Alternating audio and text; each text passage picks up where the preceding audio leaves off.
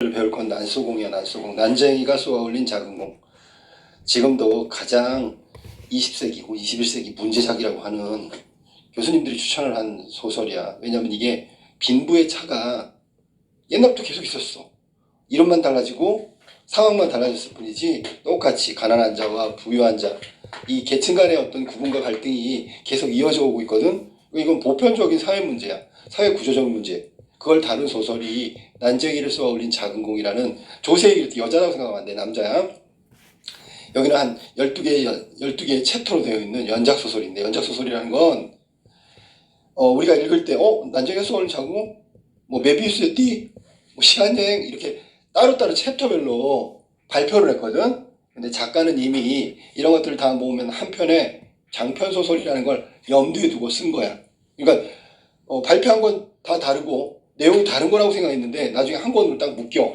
그럼 한 권의 장편소설이 된 거야. 이런 걸 연작소설이라고 한다고. 연이어서 발표해가지고 원래 한 편의 장편소설을 따로따로 발표한 거지. 그걸 연작소설이라고 해.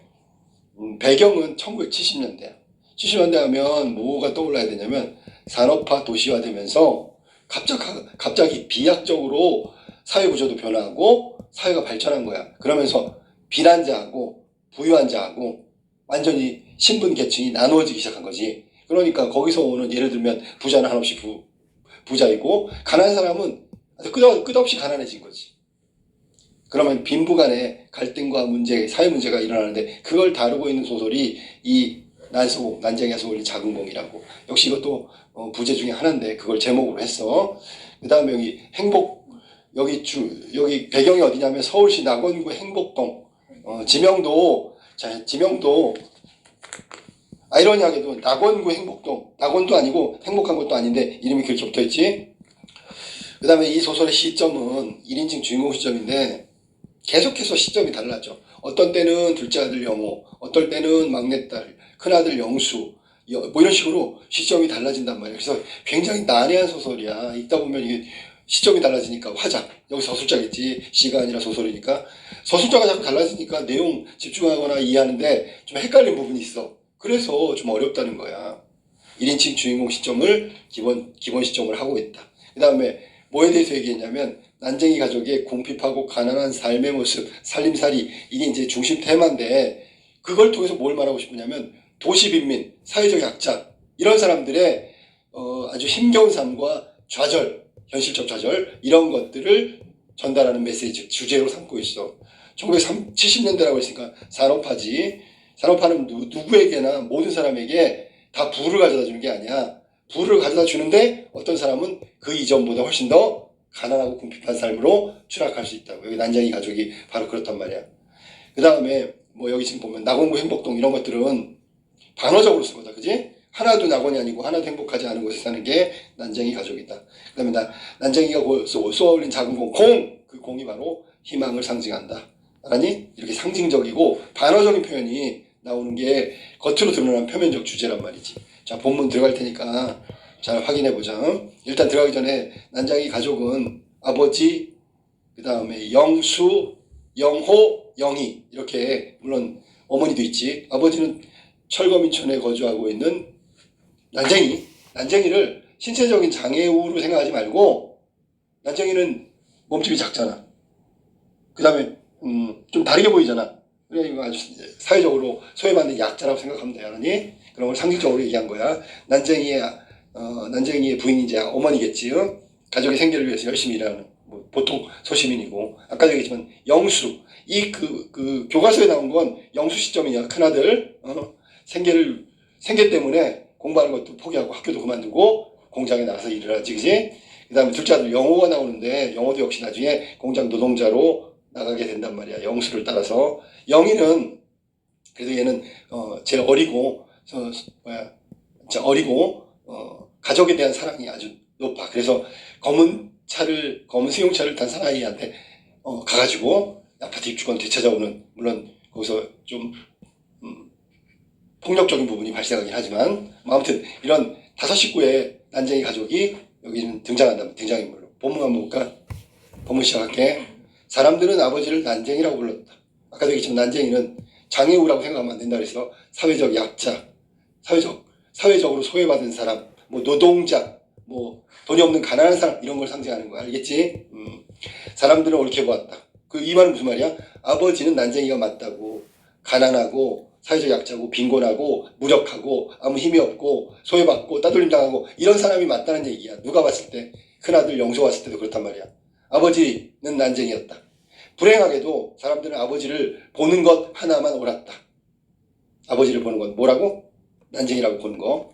그 밖의 것들은 하나도 옳지 않았다. 그 밖에 밑줄 쳐볼래? 그 밖의 것들은 하나도 옳지 않다. 이게 무슨 말이냐면 아버지를 난쟁이로 보는 거 그거 하나만 맞고 나머지는 전부 다 아버지에 대해서 알지도 못하면서 떠들고 있다. 즉 아버지의 외형만 보고 아버지의 내면은 제대로 보지 못한다. 그런 뜻이 알았지?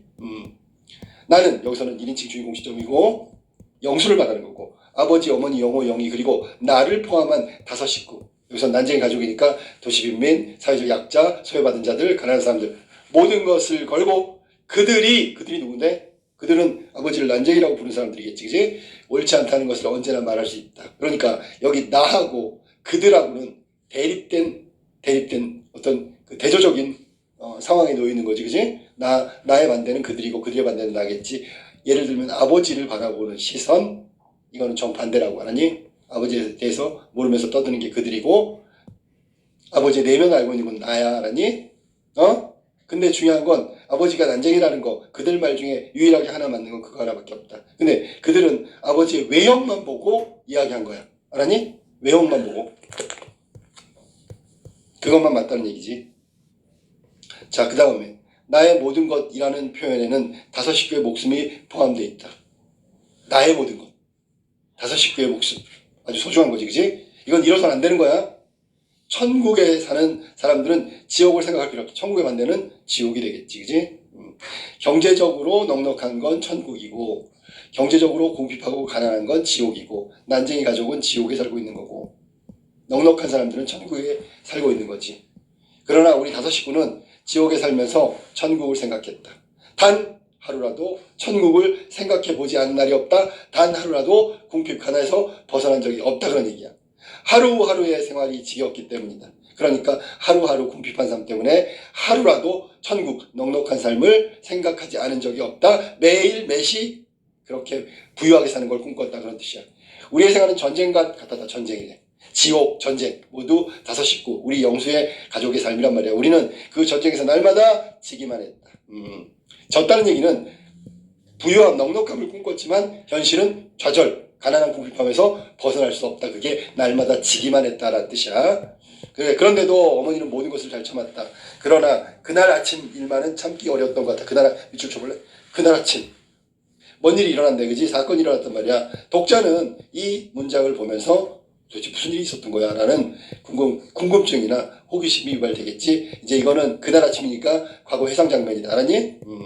지옥 같은 삶을 살아가고 있는 난쟁이 가족. 근데 어머니는 잘 참았는데 그날은 못 참은 거야. 그날 무슨 일이 있었길래. 자, 그 다음에 통장이 이걸 가져왔어요. 저 마을에 반장이자 하는 통장을 말하는 거야. 통장이 이걸 가져. 이거 철거 개고장이지. 내가 말했다. 어머니는 조각마루 끝에 앉아 아침 식사를 하고 있었다. 그게 뭐냐? 그랬더니 철거 개고장이다.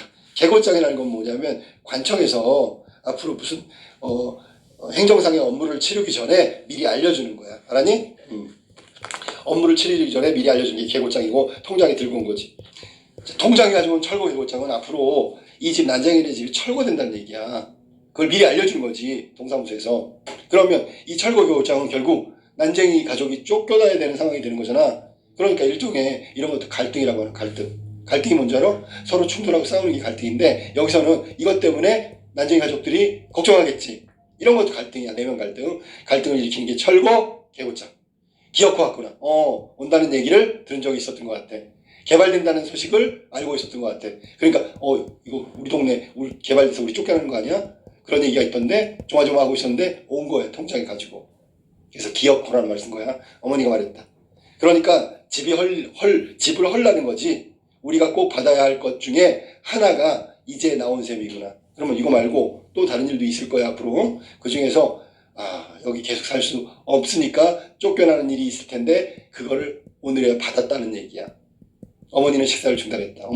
나는 어머니의 밥상을 내려다봤다. 보리밥에 간장, 까만 된장 그리고 시든 고추 2개 졸인 감자. 이건 뭔데?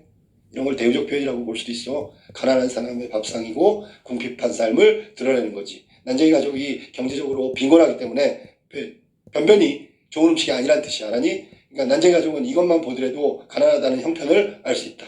나는 어머니를 위해 철거 계곡장을 천천히 읽었다. 왜 어머니를 위해 읽었을까? 충격받을까봐? 아니, 엄마는 문맹이야, 문맹. 글을 모른다고 대신 읽어줬다고. 알았니? 낙원구 뭐 주소가 나오고 서울특별시 낙원구 행복동. 이거 봐. 낙원구 행복동 밑줄 치고. 뭔데? 반어적 표현이지. 전혀 낙원이 아니고 전혀 행복하지 않은 동네야. 그런데 이름은 낙원구 행복동이래. 그러니까 더 비참해 보이지. 안 그러니? 김부리 이름도 나 개인적으로 이렇게 생각해. 여기 뭐 해석이나 학교에서는 얘기를 안 해주겠지만 김부리 둘이 아니래. 이런 사람 이렇게 철저하게 가난한 사람은 둘도 없어. 하나밖에 없을 것 같아. 뭐 그런 이름 같아. 아니면 그냥 대충 지은 이름 같아요. 김부리 귀하. 재개발 사업구역 및 고지대 건물 철거 지시. 귀하의 소유 아래 표시된 건물은 주택 개량 촉진에 관한 임시조치법에 따라서 행복 3구역 재개발 지구로 지정되어 설득표 시 주택 개량 재개발 사업 시행 조례 제15조 건축법 제5조 및 동법 제42조의 규정에 의하여 1970년 9월 70년이라고 70년대 9월 30일까지 자진 철거 스스로 헐어버리라고. 여기서는 스스로 헐어버리는 게 진짜로 헐어버리는 게 아니고 그 개고장 받고 퇴거를 하는 거야. 이사를 가는 거야. 그러면 이 도시개발 사업으로 뭐 허물어버리는 거지, 구청에서. 만일 위에 기일까지 9월 30일까지 자진 철거를 안 할 경우 행정대집행, 이거는 공권력으로 일방적으로 행사하는 거지. 다 부셔버린다는 얘기야. 행정대집행법에 정하는 바에 의해서 강제 철거, 그리고 그 비용은 귀하로부터 징수하겠다. 철거 비용을 내야 되는 거야. 그러면 이거는 국가, 공권력의 일종의 폭력이라면 폭력이야. 그러니까 개고장을 받고 자진 철거 안 하면 대신 철거를 시켜주는데 비용을 다 부담해야 돼. 이런 개고장이 나온 거야. 철거 대상 건물 표시 서울특별시 낙원구 행복동 46번지 1839 구조 건평 평 뭐 이렇게 나왔는데 낙원구청장이 발행한 철거 개고장을 통장에 들고 왔다. 이제 읽어준 거지. 문맹이니까 엄마가. 어머니는 조각마루 끝에 앉아 말이 없었다. 왜냐면 힘이 없으니까 나가려면 나가야 되는 거야. 자, 벽돌 공장의 높은 굴뚝 밑줄 쳐.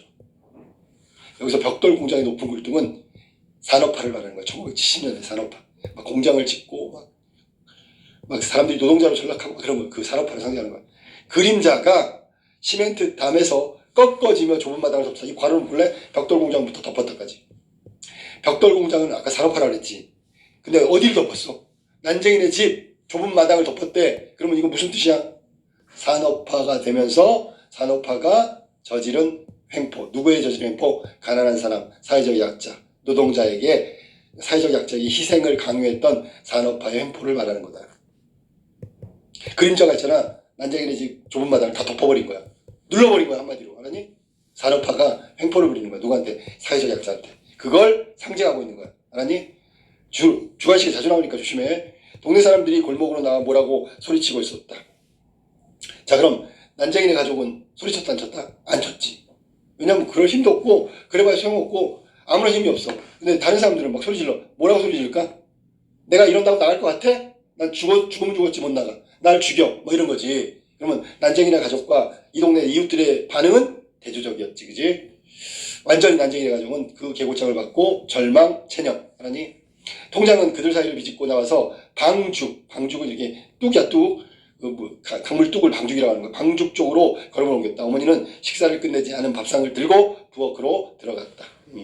그러니까 충격받은 거야. 절망적 상황. 그러니까 식사를 끝내지 않고 밥상을 채워버린 거지. 밥맛도 없어. 알았냐? 어머니는 두 무릎을 고추 세우고 앉았다. 쭈그리고 앉은 거야. 그리고 손을 들어가지고 부엌 바닥을 한번 탁 치고 가슴을 한번 쳤다. 원통하고 아니 맺힌 거지. 그지? 나는 동사무소로 갔다. 이 손으로 부엌 바닥 치고 가슴을 한번 치고, 이 말은 절망의 표현이고 지금 한탄하고 있는 거야. 상황에 대한 한탄일 수도 있고 쫓겨나는 것에 대한 뭐랄까 절망일 수도 있고. 나는 동사무소로 갔다. 영수야, 행복동 주민들이 잔뜩 몰려들어 자기의 의견을 큰 소리로 말했다. 자기 의견 뭘까? 난 못 나간다. 이주할 돈도 없다. 나 여기서 죽을 거다. 나 죽여라. 우리 집 철거 못한다. 막 이런 얘기들 막 하는 거지. 들을 사람은 두셋밖에 안 됐어. 수십 명이 거의 동시에 떠들어갔댔어. 쓸데없는 짓이었다. 왜 쓸데없는 짓이야? 그래봤자 철거할 거야. 알았니? 쓸데없는 짓은 여기 와서 떠드는 게 쓸데없다고. 저 여기서 떠드는 건 아무 반영이 안 된다고 의견이. 떠든다고 해서 해결될 문제가 아니지. 맞지? 이건 어쩔 수 없는 거야. 자, 봐, 선생님 봐봐. 이 사회적 약자들, 가난한 사람들의 그 집을 철거한 다음에 거기다 아파트를 지을 거야. 그러면 이 아파트는 굉장히 비싸. 그럼 여기에 입주권을 줘도 가난한 사람들은 들어올 수가 없는 거야. 그럼 누가 들어와? 부자들이 들어오지. 이 아파트 여기에 철거시키고 아파트를 지으면 여기서 살만한 형편에 있는 사람은 부자들이거든. 결국 가난한 사람들은 다 쫓겨나가는 거야. 외곽으로. 그렇게 해서 만들어진 도시가 성남이야. 알았니? 성남은 계획도시가 아니라 무계획 도시야. 나중에 한번 성남을 가게 되면 알겠지만 길도 꼬불꼬불. 거기는 있잖아. 사람들이 그냥 대충 천막 같은 거 아니면 판잣집 지어놓고 땅 파고 화장실 만들고 이런 식으로 처음에 이주를 했기 때문에 엉망진창이야. 지금은 많이 도시개발로 조금 이제 구획 정리가 됐는데 그렇게 해서 된 게 성남이라고. 성남은 어디야? 변두리. 서울에서 쫓겨난 사람들이 갈 데가 없으니까 거기에 아무 도시 개발 시설도 하나도 없었어. 그냥 쫓겨난 거야. 지금은 도시가 됐잖아, 그지? 자, 그 다음에. 그러니까 이런 떠든다고 해결될 문제가 아니라는 얘기는 무슨 뜻이냐면 이건 사회 구조적 문제고 어쩔 수 없는 것들이야. 뭐냐면 가난한 사람들은 쫓겨날 수밖에 없고 그 자리는 부유한 사람들이 차지하고. 자, 그 다음에 나는 바깥 게시판에 적혀있는 공고문을 읽었다. 옛날에 있잖아. 이렇게 구청 이런 시청 이런 데 가면 게시판이 있어. 거기다가 알릴 사항들을 붙여놓는 게 공고 게시판이고 거기에 적혀있는 글이 공고문이야. 거기에는 아파트 입주 절차와 아파트 입주 포기할 경우 탈 수 있는 이주 보조금 X 등이 적혀 있었다. 그러니까 형편이 되는 사람은 아파트에 들어가고 못하는 사람은 이사 비용을 받는 거야. 그런데 대부분의 철거민들은 아파트에 입주할 형편이 아니지. 알았니? 돈을 내고 들어가야 되는데 돈 낼 돈이 없단 말이야. 자, 동사무소 주인은 시장바닥 밑줄 쳐. 시장바닥 같았다. 무슨 뜻이야? 시장바닥 같았다. 아유, 교실에 떠들고 있는데 선생님 들어가고 여기 무슨 시장바닥이냐 이렇게 얘기하면 굉장히 시끄럽다. 소란하다. 너무 막 왁자지껄하다 그런 뜻이야. 주민들과 아파트 거간권 밑줄 쳐. 지금은 공인중개사를 거간권이라고 하지. 지금 이걸 해주는 사람이야. 주민들과 아파트 거간꾼들이 한데 뒤엉켜 이리 몰리고 저리 몰리고 했다. 나는 거기서 아버지와 두 동생 누구? 영호와 영희를 만났다. 아버지는 도장 파는 가게 앞에 앉아 있었다. 영호는 내가 방금 물러선 게시판 앞으로 갔다. 영희는 골목 입구에 세워놓은 밑줄 쳐. 검은색 승용차. 검은색 승용차는 원래 공무원들이 타던 차들이 대부분 그 당시에는 검은색이야. 이건 공권력을 상징하는 건데 나중에 이 아파트 입주권을 사들여서 부자가 되는 사람이 타고 온 차도 검은색 승용차야. 알았니? 그러니까 너네가 잘 들어봐. 아파트 입주권을 줄 거 아니야? 일단 준단 말이야. 그럼 살 수 없으면 어떻게 돼? 입주권을 팔아야 되겠지. 근데 막 예를 들어 입주권이 20만 원이야. 근데 이 사람이 와가지고 얼마에 사가냐면 10만 원에 사가. 그래서 이 사람이 10만 원을 사가지고 40만 원을 팔아. 뭔 말인지 알겠지? 이 뒷부분이 나오니까 확인해보고. 검은색 승용차는 여기서는 구청 옆에 있는 거니까 공무원차, 공권력을 상징하는 거고 아침 일찍 일들을 찾아 나섰다가 왜? 먹고 살아야 되니까 일하러 갔다 와. 철거 경찰이 나왔다는 소식을 듣고 돌아온 것이었다. 이제 큰일 났잖아. 집에서 쫓겨나게 생겼으니까. 누군들 이런 날 일을 할 수 있을까? 누구든지 어느 누구도 집에서 쫓겨났는데 일을 할 수는 없을 것이다 라는 얘기고 굉장히 난쟁이 가족이나 이 행복동 주민들에게는 절망적 현실이 되겠지. 그치? 나는 아버지 옆으로 가서 아버지의 공구들이 들어있는 부대 쌀 부대라고 하잖아. 그치? 그런 자루를 둘러매었다. 영호가 다가오더니 나의 어깨에서 그 부대를 내려서 옮겨 메었다. 착한 동생이야. 나는 아주 자연스럽게 그것을 넘겨주면서 이쪽으로 걸어오는 영희를 보았다. 영희의 얼굴은 발갛게 상기되어 있었다. 보통 발갛게 상기되는 거 어떻게? 흥분했을 때, 화가 났을 때, 막 이런 거지, 그지? 몇 사람의 거간꾼들이 우리를 둘러싸고 아파트 입주권을 팔라고 했다. 그런 얘기는 무슨 말이야? 아파트 입주권을 판다는 얘기는 돈을 받겠지만, 그럼 결국 여기서 못 살고 딴 데로 쫓겨간다는 얘기잖아. 돈이 모자라니까 입주할 수 없는 걸 알려주는 내용이기도 하고. 아버지가 책을 읽고 있었다. 뭐야? 이상한 아버지잖아 지금. 책 읽을 상황이 아니잖아. 상황하고 전혀 매치업이 안 되는 행동을 하고 있어. 우리는 아버지가 책을 읽는 것을 처음 보았다. 표지를 쌌기 때문이다. 무슨 책을 읽는지도 알 수가 없었다. 이건 이제 나중에 알겠지만 뭐 1천만 년 이후에 뭐 어떤 달나라 뭐 그런 거야. 영희가 허리를 굽혀 아버지의 손을 잡아 끌었다. 아버지는 우리들의 얼굴을 물끄러미 쳐다보더니 자리를 털고 일어났다. 난쟁이가 간다 라고 처음 보는 사람들이 말했다. 자, 괄호 묶을래? 난쟁이가 간다. 이거는 차별이야, 차별. 알았니? 일종의 포비아. 포비아가 뭔지 알지? 자, 난쟁이를 바라보는 다른 사람들의 시선은 차별적 시선이다. 난쟁이가 간다. 오, 난쟁이야! 라고 한 거야. 알았니? 자, 두 번째로 할게. 어머니는 대문 기둥에 붙어있는 알루미늄 표차를 떼기 위해 식칼로 못을 뽑고 있었다. 알루미늄 표차를 주죠. 옛날에 있잖아. 대문에 있잖아. 이렇게 주소를 적은 알루미늄 표차들이 있었어. 이 당시에는. 이제 봐봐라. 이제 쫓겨나야 되잖아. 자진 철거해야 되잖아. 그러니까 이게 엄마한테는 자기가 살던 집 주소가 박혀있는 알루미늄 표차이야. 그러니까 뗀 거야. 알았니? 그러니까 동시에지. 이런 생각을 해봐. 여기서 살았었는데 저걸 뗀다는 건 더 이상 못 산다는 뜻도 되고, 알루미늄 표차는 그래도 열악하지만 난쟁이 가족이 살았던 자기 거주지야. 무슨 말인지 알겠지? 그런 미묘한 감정들이 행동으로 옮겨진 게 알루미늄 표차를 뗀 거야. 알았니? 내가 식칼을 받아 반대쪽 못을 뽑았다. 야, 같이 도와줬다는 얘기는 나도 떠날 수밖에 없다는 현실을 절망적으로 인식할 수밖에 없다는 거지, 그지? 영호는 어머니와 내가 하는 일이 못마땅한 모양이다. 그러니까 여기서 쫓겨나는 것에 대해서 끝까지 저항하거나 혹은 가족들하고 다른 태도를 취한 건 둘째 아들 영호란 말이야. 쫓겨나는데 쫓겨나더라도 저걸 왜 떼어? 뭐 이런 거지, 그지? 그러나 마음에 드는 일은 뭐야? 여기서 쫓겨나지 않고 그냥 사는 거지. 마음에 드는 일이 우리에게 일어나 주기를 바랄 수는 없는 일이었다. 됐죠? 어머니는 무허가 건물 번호가 새겨진, 이것도 무허가네 게다가, 알루미늄 표차를 빨리 떼어 간직하지 않으면 나중에 괴로운 일이 생길 것이라는 것을 알고 있었다. 자, 그러면 선생님이 아까 설명한 거하고 좀 다른 현실적인 문제가 있네. 무허가는 허가를 받지 않았다는 뜻이잖아. 그럼 나중에 아파트 입주권이나 이주 보상금 받을 때 허가를 안 받았네? 그럼 그걸 관청에서 주지 않을 수도 있어. 무허가니까. 뭔 말인지 알겠어? 그래서 떼었던 것 같아. 몰라, 여러 가지니까 이제 한번 확인해 볼게. 어머니는 손바닥에 놓인 표차를 말없이 들여다보았다. 그렇지. 여러 가지 감정이 녹아있다고 얘기했어. 정들었던 집을 떠나는 것도 그렇고, 이렇게 쫓겨나는 것도 서글프고, 가난 때문에 이렇게 된 것도 너무 상황이 너무 절망해. 아무튼 복합적인 감정이야. 영희가 이번에는 어머니 손을 잡아 끌었다.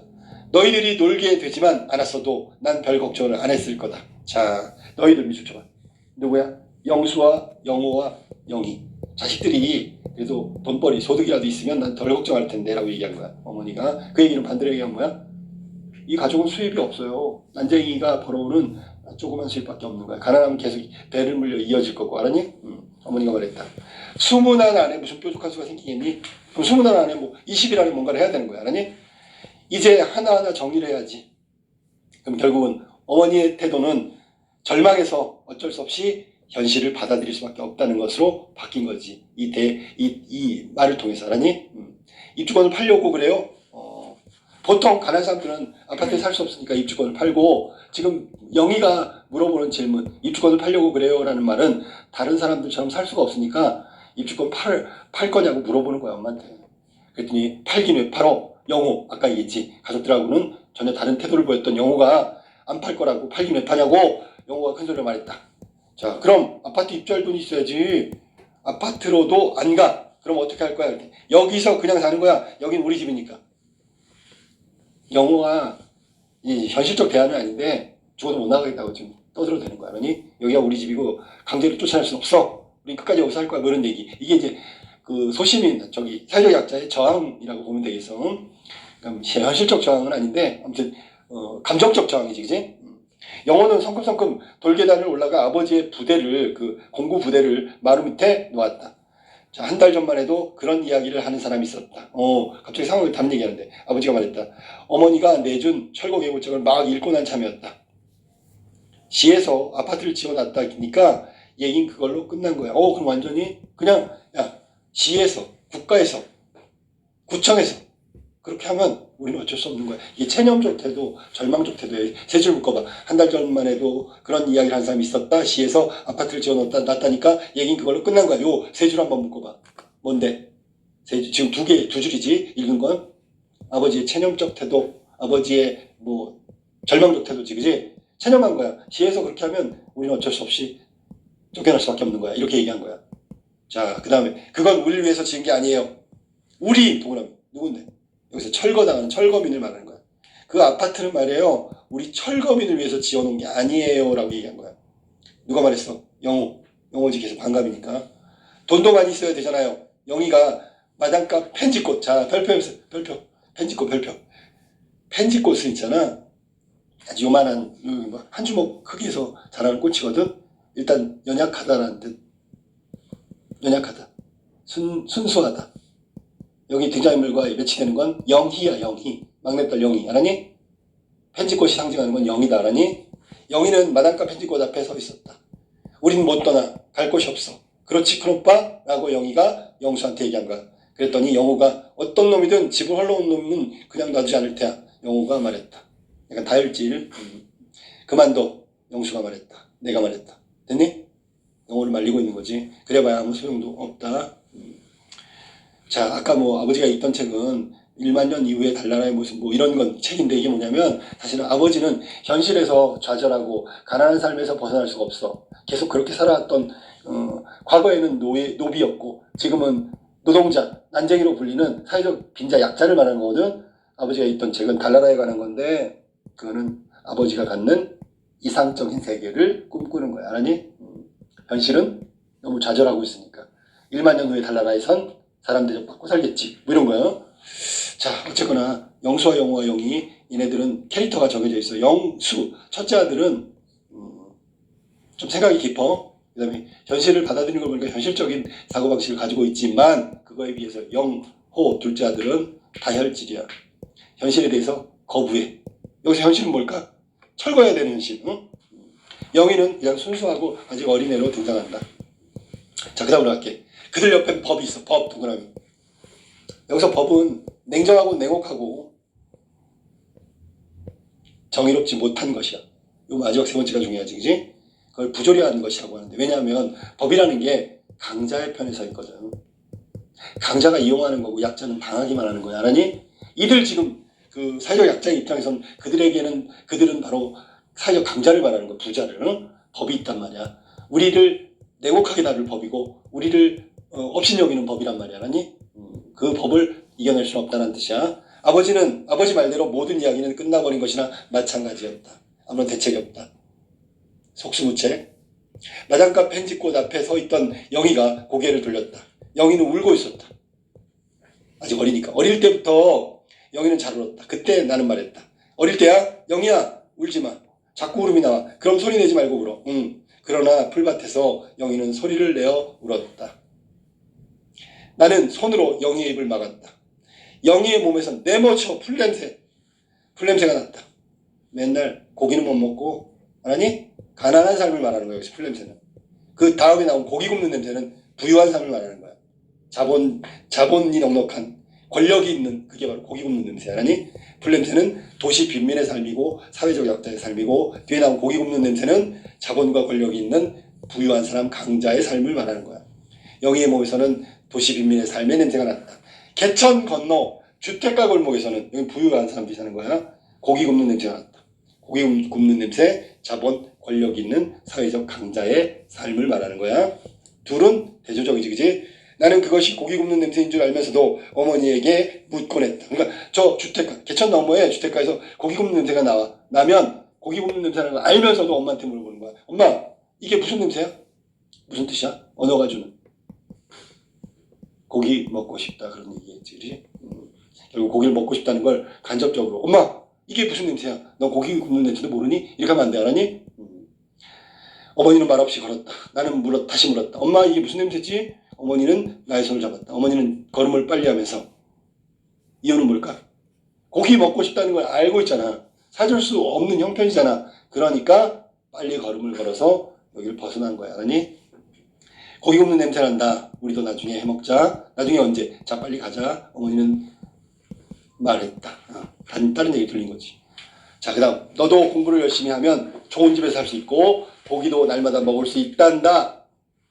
이거 지금 잘못 말하면 어머니, 아버지는 뭐 열심히 안 살았나? 그게 아니죠. 어머니가 그냥 현실적으로 가난하기 때문에 고기를 사줄 수 없잖아. 지금 변명 아닌 변명을 했는데 뭐 이유 같지 않은 변명을 했어. 그랬더니 거짓말. 가정 형편이 나아지지 않을 것이야. 분명히 우리는 고기를 사 먹을 수 없어. 공부를 열심히 해도 우린 좋은 집에 살 수 없고 고기를 날마다 먹을 수 없어. 이거를 거짓말이라고 얘기한 거야. 반항심이지 일종의. 어머니는 어머니의 손을 뿌리치면서 내가 말했다. 아버지는 나쁜 사람이야. 자, 이것도 어폐가 좀 있는데 아직 철이 없기 때문에 어려서 하는 말인데, 그러면 이 논리가 맞다면 가난한 사람은 모두 나쁜 사람이네. 틀렸잖아, 그렇지? 그러니까 경제적으로 무능한 아버지는 나쁜 사람이 아닌데도 불구하고 여기서는 나쁘다고 얘기한 건 아직 철이 없는 생각이라고 봐야 되겠지. 그 말을 들은 어머니가 우뚝 섰다. 너 방금 뭐라고 했니? 왜 화가 났을 것 같아? 아버지가 가난해. 이건 인정할 수 있지만 가난하다고 해서 나쁜 사람은 아니거든. 어? 근데 지금 좀 아버지가 나쁘다고 얘기했으니까. 자, 우리 아버지는 나쁜 사람. 너 방금 뭐라고 했니? 우리 아버지는 나쁜 사람이야. 너 매 좀 맞아야겠구나. 아버지는 좋은 분이시다. 나도 주머니가 달린 옷. 자, 주머니가 달린 옷.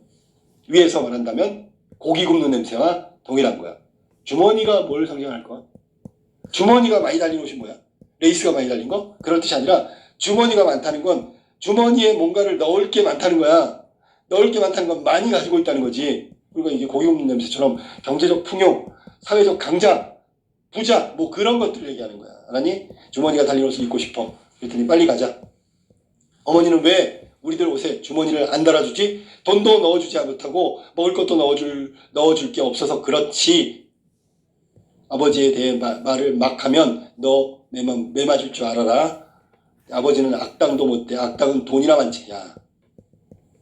자, 그러면 이 괄호 묶고 올래? 아버지는 악당도 못돼. 악당은 돈이나 많지. 이 말은 악당이 돼서라도 돈을 많이 가졌으면 좋겠다, 그런 얘기야. 그런데 아버지는 돈이 없기 때문에 악당도 못 된다. 거꾸로 얘기한 거지, 그치? 그래서 결국 어떤 방법으로라도 부자가 되고 경제적으로 풍요로워지는 걸 바라고 있다. 비록 악당이 되더라도. 이런 얘기지.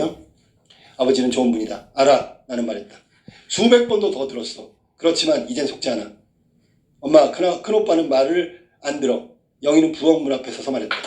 엄마 몰래 또 고기 냄새가 들어갔었대. 나는 안 갔어. 어머니는 아무 말이 없었다. 나는 영희를 흘겨보았다. 영희는 또 말했다. 엄마, 큰오빠가 고기 냄새 맡으러 갔었다고 말했더니 때리려고 그래. 영희는 좀처럼 울음을 그치지 못했다. 다시 온 거야.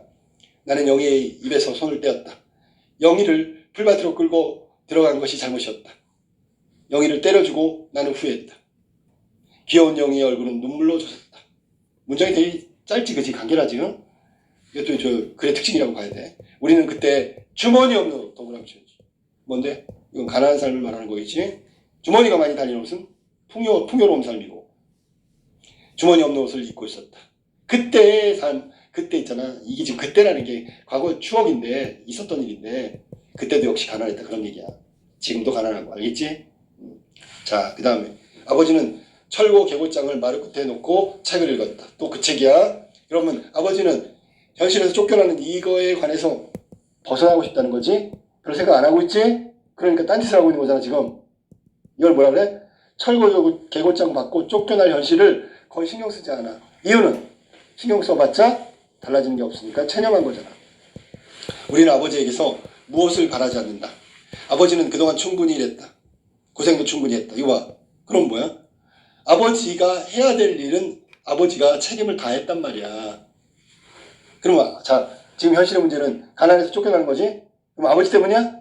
아니라는 걸 말하는 거야. 그러니까 아버지, 괄호 묶어봐. 아버지는 그동안 충분히 일했다. 고생도 충분히 했다. 이 말은 이 철거 계곡장을 받고 쫓겨나는 이 현실, 궁핍한 삶의 현실은 아버지의 탓이 아니라고. 그럼 결론적으로 얘기하면 뭐야? 사회 구조적인 문제다. 가난한 사람은 어쩔 수 없이 이렇게 쫓겨나고 도시 밖으로 밀려나고, 이건 사회가 만들어낸 구조적인 문제지 아버지 개인의 탓이 아니다라고 얘기하고 있는 거야. 그 다음 아버지만 고생을 한 것이 아니다. 아버지의 아버지, 아버지의 할아버지, 할아버지의 아버지, 그 아버지의 할아버지 또 대대로 거슬러 올라간다. 그들은 아버지보다 더 심한 고생을 했을 수도 있다. 나는 공장에서 이상한 매매문서, 밑줄 쳐. 매매문서 같은 원고를 조판한 적이 있다. 그러면 어디에서 일했다는 얘기야? 인쇄소에서 일했다는 얘기. 인쇄공장. 조판이랄 순간 옛날에는 있잖아, 활자를 막 끼워가지고 이걸 갖다 찍는 거지. 거기서 일을 했단 말이야. 근데 매매문서인데 이게 노비 매매문서야. 원래 그 내용의 일부를 짜기 위해 나는 열심히 손을 놀렸다. 자, 뭐라 쓰냐면 노비란 뜻이야. 김이덕이라는 사람의, 자, 노비 김이덕이 한 소생. 그러면 나은 거잖아, 그지?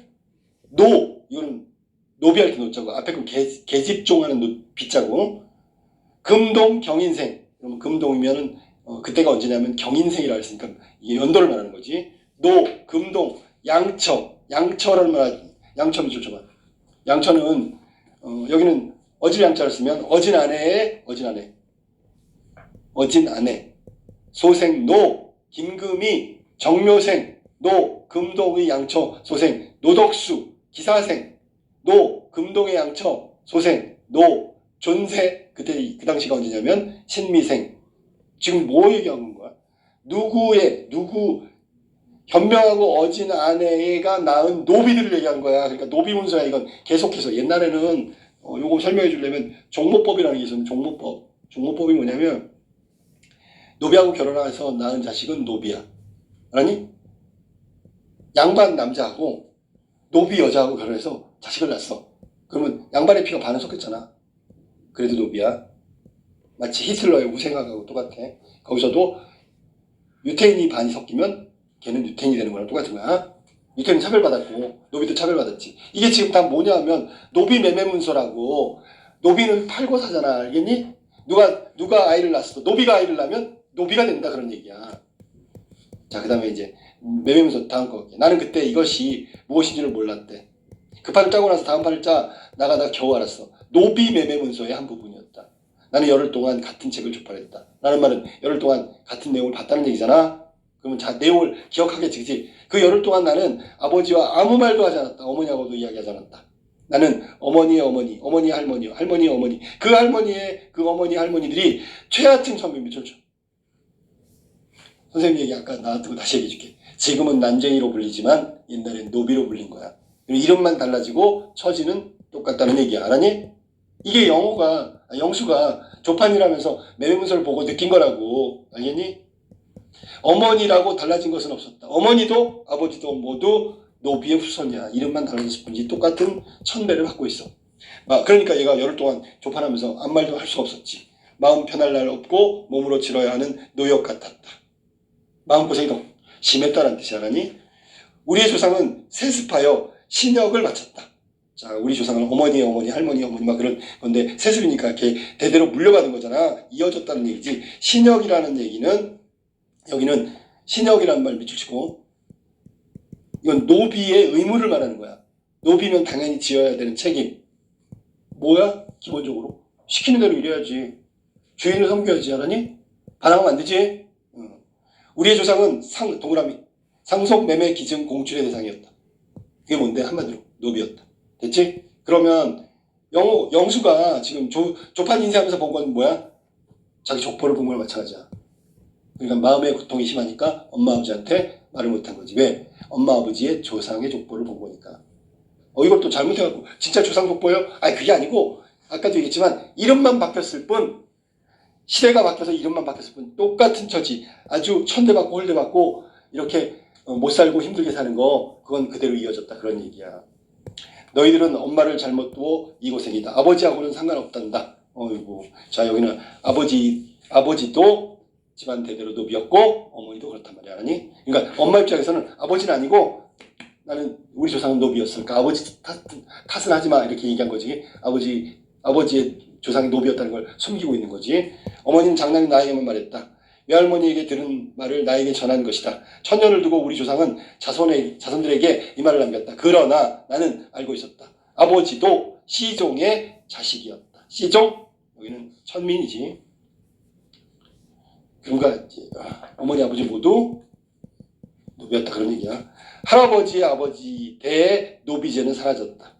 증조부 내부는 아무것도 몰랐다. 나중에서야 해방을 맞았다는 것을 알았으나 두 분이 한 말은 오히려 저희들을 내쫓지 마십시오. 야, 이거는 동물로 말하면 길들여진 거지, 그지? 노비의 삶에 젖어있단 말이야. 야, 해방되고 자 이제 노비 상놈 이런 거 없다. 자유롭게 가라. 근데 쫓아내지 말아달라고 지금 얘기한 거야. 이미 노비의 삶에 익숙해진 거야. 알았니? 이게 더 무서운 거지, 그지? 할아버지는 달랐다. 할아버지는 오히려 노비에서 해방되기를 바랬다, 그런 얘기야. 할아버지는 유습에서 벗어나려고 했다. 유습이 뭐야? 여기는 풍속인데, 옛날부터 전해진 풍속인데 노비제도를 말하는 거야. 늙은 주인은 할아버지에게 집과 땅을 주었다. 그러나 쓸데없는 일이었다. 모르는 면에서는 할아버지나 증조부나 같았다. 증조부 때까지는 선조들이 살아온 경험이 도움이 되었으나 할아버지 때에는 그것이 도움을 주지 못했다. 왠 줄 알아? 증조부 때까지는 노비였잖아. 그러니까 노비 삶을 계속 살았어. 전에도 그랬고 그전에도 그랬고. 근데 이제 할아버지 때부터는 노비제에서 벗어났으니까 그 윗 조상들 노비의 삶은 아무 도움이 안 됐다는 거지. 이해됐지? 할아버지에게는 어떤 교육도 없었고 경험도 없었다. 처음으로 갖는 자유의 몸 노비가 아니니까. 알았니? 그럼 결국은 집과 땅을 물려받았거든. 줘서 물려받은 게 아니라 그 주인이 줘서 늙은 주인이 이제 노비에서 벗어나니까 가서 집하고 땅하고 줄 테니까 자유롭게 살아라. 그랬는데 그걸 지킬 수 있을까 없을까? 경험, 노하우 없잖아. 여태까지 노비로 살았잖아. 그러니까 그거 다 날려버렸겠지. 할아버지는 집과 땅을 잃었다. 경험 부족. 처음으로 맞이하는 자유로운 삶, 노비에서 벗어난 삶은 결국 실패로 끝난 거야. 할아버지도 난쟁이였어. 언젠가 영호가 물었다고. 여기서 난쟁이 동그라미 쳐봐. 사회적 약자, 가난한 자, 그 다음에 무기력한 자, 능력 없는 자, 뭐 이런 뜻이야. 언젠가 영호가 물었대. 나는 영호의 머리를 쥐어박았다. 좀 큰 영호는 말했다. 왜 지난 일처럼 쉬쉬하는 거야? 변한 것이 없는데 우습지도 않아? 자, 밑줄 쳐봐라. 변한 것이 없는데 우습지도 않아? 옛날에도 그랬고 지금도 가난한 삶을 살고 있다 그런 얘기야. 계속 어렵게만 살고 있어. 변한 게 없어. 웃기지 않아? 뭐 이런 거야. 비아냥거리는 거지, 그치? 나는 가만히 있었다. 할 말이 없는 거지. 전에는 쥐어박았지만 지금 할 말이 없죠. 맞는 얘기를 하고 있으니까. 자, 그 다음에 영희는 손수건을 꺼내 두 눈에 떼었다. 눈물 닦았나? 아버지는 계속 책을 읽었다. 외면하고 있는 거야. 어머니는 뒷집 명희 어머니하고 이야기를 했다. 이야기 동그라미치고 무슨 얘기했을 것 같아? 입주권을 파는 것에 관한 얘기를 하겠지, 그지? 얼마에 파셨어요? 17만 원에 팔았어요. 17만 원 받았어요. 그럼 시에서 주겠다는 이주 보조금은 보다 얼마 더 받은 셈이죠? 왜냐하면 입주권을 받고 이주 보조금을 받을 수 있는 건 아니야. 둘 중 하나. 저울질하는 거야 지금. 입주권을 17만 원을 팔았대. 그러면 이 사람은 이주 보조금 못 받는 거지, 그지? 근데 이주 보조금보다 입주권을 받았더니 17만 원, 즉 15만 원보다 이주 보조금이 15만 원이야. 그걸 받으면 입주권을 못 받는 거거든. 근데 둘 중 하나 선택하려면 더 받을 수 있는 걸 선택해야지. 그래서 명의 어머니가 입주권을 받아서 팔았는데 17만 원이래. 이주 보조금은 15만 원밖에 안 나오는데 그럼 2만 원 이익 본 거잖아, 그지? 그래도 2만 원 더 받았어요. 영인데도 어차피 아파트로 못 갈 거 아니에요? 처지가 비슷하니까. 무슨 돈이 있다고? 돈 없다고. 어디? 새로운 아파트에 입주할 수 있는 돈이 없다고. 분양 아파트는 58만 원이고 임대 아파트는 30만 원이래. 거기다가 어느 쪽으로 가든 매달 15,000원씩 내야 된대. 그러니까 잡아봐. 분양 아파트 받으려면 58만 원 보증금을 내야 되는 거야. 보증금. 임대 아파트는 30만 원을 내야 되는 거야. 그리고 매달 15,000원씩 내야 된다고. 지금으로 하면 뭐 계산이 안 되겠지만 아무튼 매달 15,000원 내는 게 너무 힘든 거지. 그 돈 있으면 뭐 다른 데다 집을 사지. 그래, 입주권을 다들 팔고 있나요? 영인에도 서두르세요. 명희어머니가 얘기한 거야. 어머니는 괴로운 얼굴로 서 있었다. 어쨌거나 입주권 팔건 이주 보조금을 받건 떠나야 되는 거잖아. 철거해야 돼. 그러니까 어머니는 계속 괴로운 얼굴이 바로 그런 거지. 자, 그 다음에 뒷부분 줄거리하고 마무리할게. 행복동 주민들 대부분은 투기업자, 아까도 얘기했지만 검은 승용차를 탄 사나이가 와서 그걸 다 가져가는데 나중에 영희가 따라가. 그리고 입주권 가지고 와. 어떻게 가져올까? 그쪽만 애가? 거기서 사고가 일어난단 말이야. 칼로 찌르나? 뭐 그런 거야. 투기업자에게 입주권을 팔고 동네를 떠난다. 이거는 결국은 이게 입주권을 준다는 건 가난한 이 철거민들을 위해서 주는 게 아니었다는 거지. 결과적으로. 아파트에 입주할 능력이 안 되는 나의 가족들 역시 다른 이웃들처럼 입주권을 팔지만 전세금을 빼주느라 명인에게 빌린 돈을 갚고 나니까 남은 것이 거의 없다. 그런데 이사가기 전날 아버지와 영희는 사라지고 이후에 영희는 자기네 집 입주권을 산 남자를 따라가 그 남자 집에서 돈과 입주권을 훔쳐가지고 도망쳐 나온다. 혼자 동사무소에 가서 입주 신청을 한 영희는 예전에 살던 집으로 돌아오지만 가족들은 이미 다른 데로 이사를 가버린 뒤다. 영희는 동네 아주머니로부터 아버지가 그동안 일하던 벽돌 공장 굴뚝에 올라갔다가 자살했다는 소식을 전해 듣는다. 이렇게 해서 일단 난소공 이 부분은 이렇게 해서 마무리가 되는 거예요. 근데 계속 연장으로 나오기 때문에 이건 좀 전체를 다 읽어보면 좋겠어. 그런데 쉽지 않은 글이기 때문에 좀 집중해서 읽어야 될 거야. 자, 일단 여기까지 읽었는데 질문할 게 있어. 질문이 뭐냐면 자, 이제 대답만 해. OX건 뭐 맞건 틀리건. 자, 난소공에서 주머니 없는 옷은 빈곤을 상징한다. 맞아 틀려? 맞죠? 주머니 있는 옷은 부유함을 상징한다. 주머니 있는 옷과 비슷하게 쓰인 것은 고기 굽는 냄새. 주머니 없는 옷하고 비슷하게 쓰인 것은 풀냄새. 이 상징적 의미야. 자, 그 다음에 이 작품에서 난쟁이 가족들은 철거에 대해서 적극적으로 대응한다? 아니지. 절망적, 체념적으로 포기해버리지. 그치? 자, 이 작품은 1970년대 산업화 과정이라는 사회문화적 현상이 반영돼 있다? 오케이. 현실 반영론을 본다면 1970년대 사회적 약자의 어떤 억압이나 아니면 부조리한 현실의 삶을 이야기한 거다. 맞았어. 그 다음에 이 작품 난소공은 난쟁이 가족의 궁핍한 삶을 강조하는 반어적 표현이 있다? 없다? 있다. 그럼 반어적 표현을 이어절로 말하면 낙원구 행복동이라는 거지. 전혀 낙원이 아니고 행복하지 않은 것. 이게 반어적 표현이야. 아까 위에서 주머니 없는 옷 이런 것들은 상징적 표현이고. 알겠지? 이게 난소공 내용이고 뭐 중간중간에 설명을 다 했기 때문에 그러면 전체적으로 잠깐 본다면 여기는 지금 누구 시선이라고 시점이 영수야. 알았니? 이는 지금 주인공 시점으로 되어 있어. 뭐 아까 얘기를 잘 했기 때문에 특별한 건 없고, 자, 내용 파악했으면 문제를 좀 한번 풀면서 다시 한번 익혀보도록 해.